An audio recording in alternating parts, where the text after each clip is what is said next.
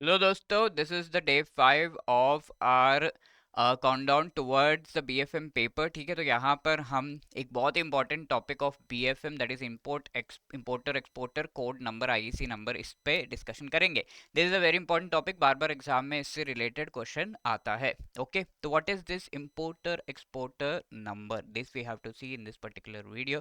Importer exporter number, as the name itself suggest, जो भी India में इंपोर्टर है एक्सपोर्टर है उसको ये नंबर से जो है रजिस्ट्रेशन करना होता है, and he will be getting this particular number. What is the purpose, कहाँ से रजिस्ट्रेशन करना है, कौन ये नंबर इशू करता है, everything we will be having a look. सबसे पहली बात, ये कौन ऑब्टेन करेगा ये particular import export? This is related to import and export, ये हमें समझ में आ गया है।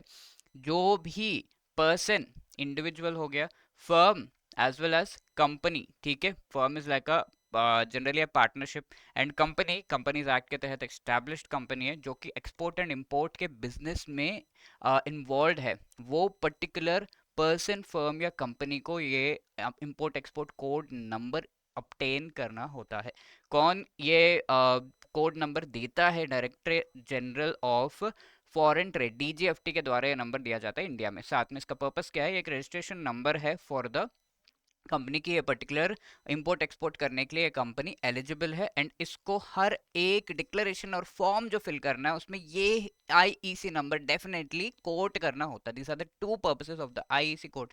देन एडिशनली और क्या ऑब्टेन करना है? इस पर्टिकुलर कंपनी को रजिस्ट्रेशन कम मेंबरशिप सर्टिफिकेट इसको लेना होगा अगर ये सर्विस एक्सपोर्ट कर रहे हैं या फिर कोई गुड्स एक्सपोर्ट कर रहे हैं। कहाँ से लेना होगा? Services export promotion council, SCPC, या फिर federation of Indian exporters organization, if it is related to the goods. अब सॉफ्टवेयर रिलेटेड एक्सपोर्ट्स अगर आप कर रहे हैं तो एक्सपोर्ट ऑफ सॉफ्टवेयर है तो रजिस्टर करना होगा with the software technology park of India. These are the various facts, cut to cut एकदम डायमेंशनलाइज करके आपको आईसी नंबर के बारे में मैंने आपको बता दिया। Now please answer this question, ये प्रीवियसली जुलाई में पूछा हुआ क्वेश्चन है। Pause the short and try to answer it. ये क्वेश्चन पिछले सेशन में पूछा हुआ था।